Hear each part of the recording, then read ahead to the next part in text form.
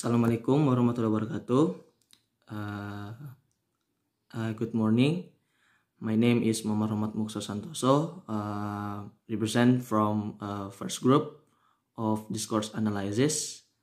And today, for the first group of Discourse Analysis to present about this presentation about introduction to Discourse Analysis. So the first, you must know what is a discourse. Discourse is the way in which language is used socially to convey broad historical meanings. According to Henry and Taylor 2002, it is language identified by social conditions of its use, by who is using it and under what condition.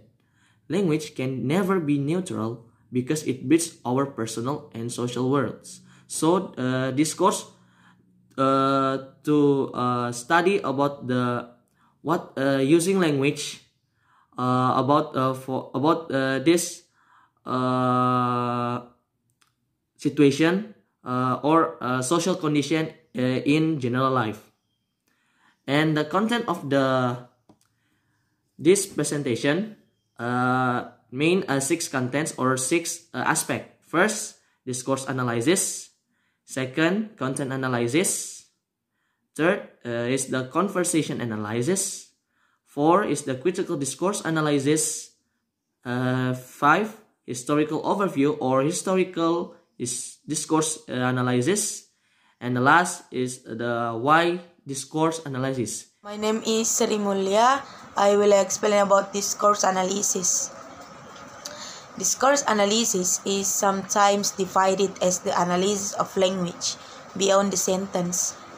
This contrasts with types of analysis more typical of modern linguistics, which are chiefly concerned with the study of grammar, the study of smaller bits of language, such as sounds or phonetic and phonology, parts of words or morphology, meaning or semantics, and the order of words in sentence or syntax. Discourse analysis study large chunks of language as they flow together. Any 4 types of discourse analysis. Number 1, representation discourse is positivistic modernism. The researcher is separated from the object under study and perceives the object and creates a representation of reality in the form of language expression and is not critical in nature. Number 2, discourse of understanding modernism.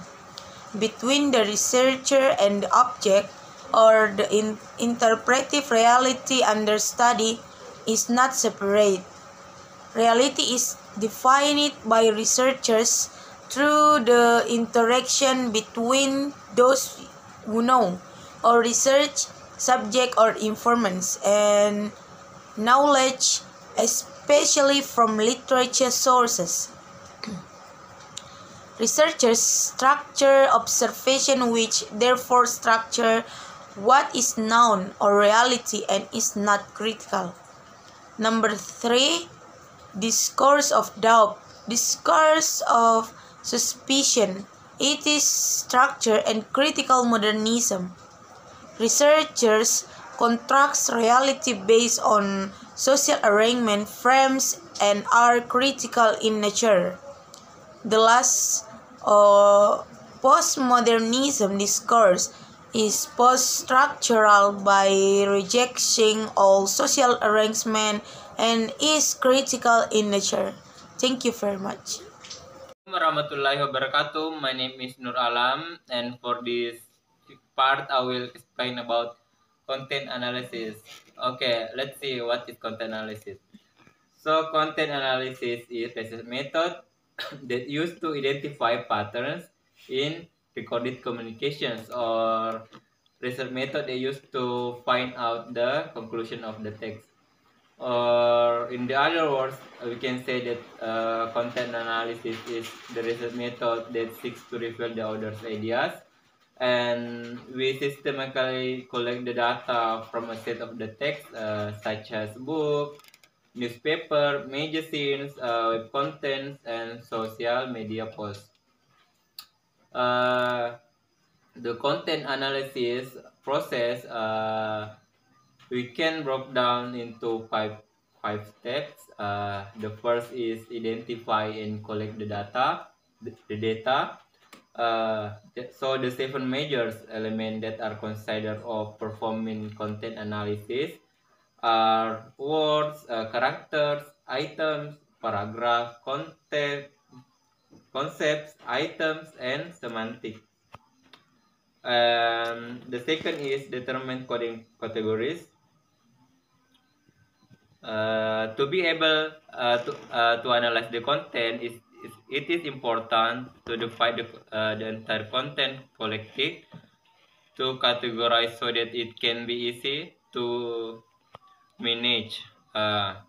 This is process of selective reducing, where the text is reduced to categorize so that the research can be focused on the categories for specific words. And the third is code the content.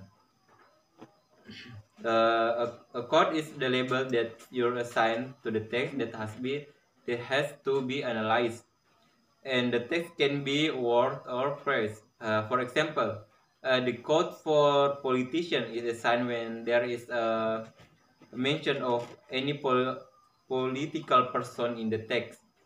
And the next is check the validity and the reliability. The reliability check of the data is important to know that the data is reliable, which means that it should be constant throughout the measurement process. And the last is analyze and present the result.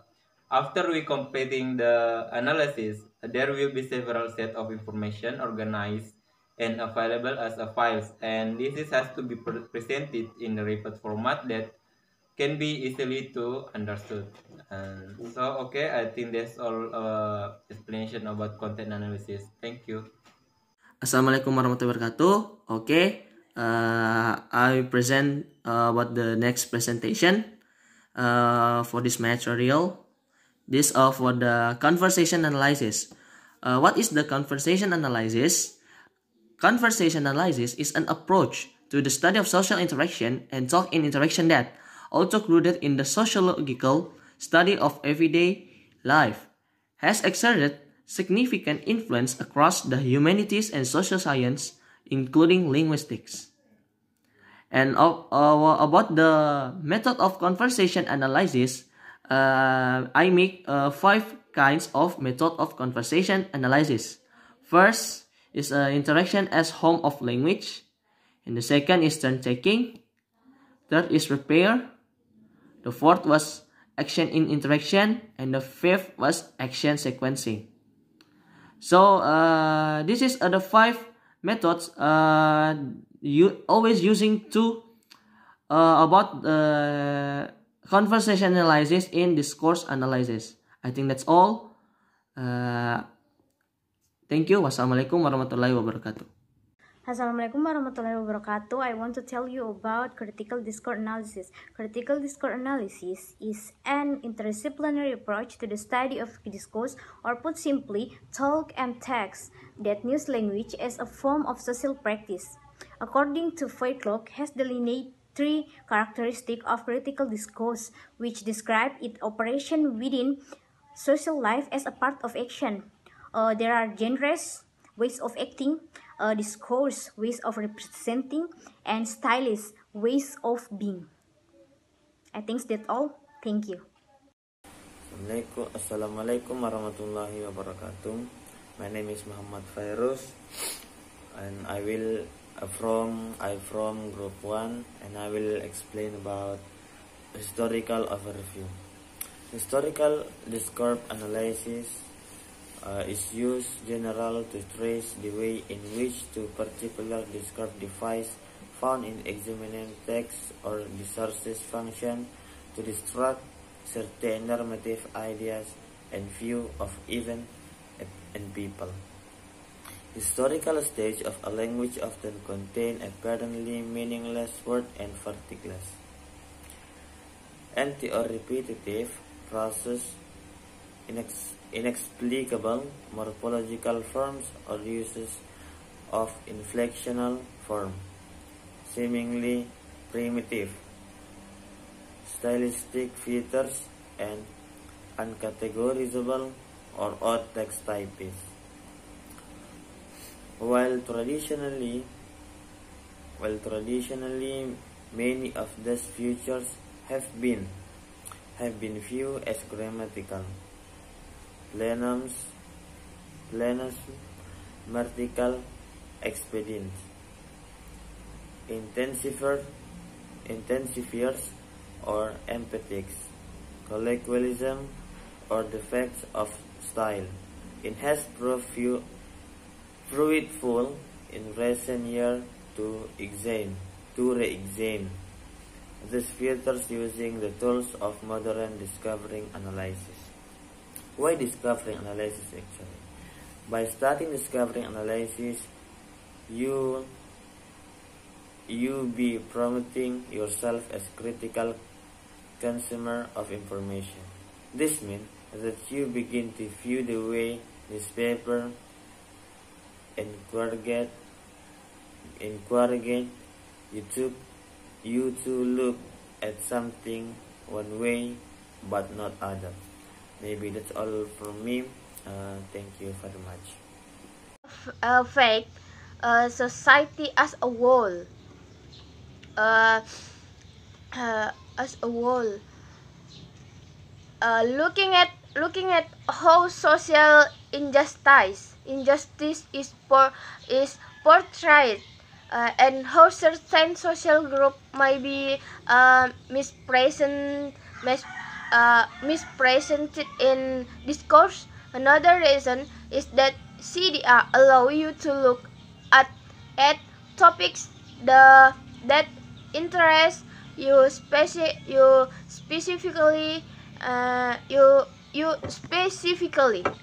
Finally, looking at CDR in more depth will give you know to with which to study language, not just academically, but in everyday life too. For example, when reading newspaper or magazine or watching the news, and the last, the important role of discourse analysis.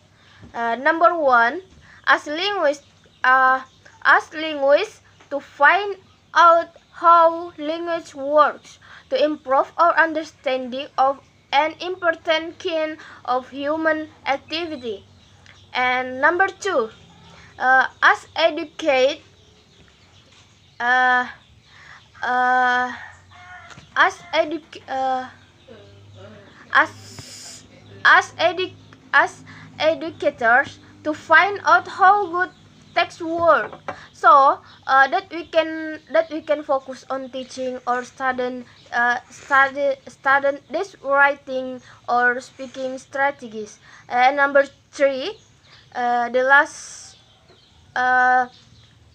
as critical analysis to discover meaning in the text which are not obvious on the surface.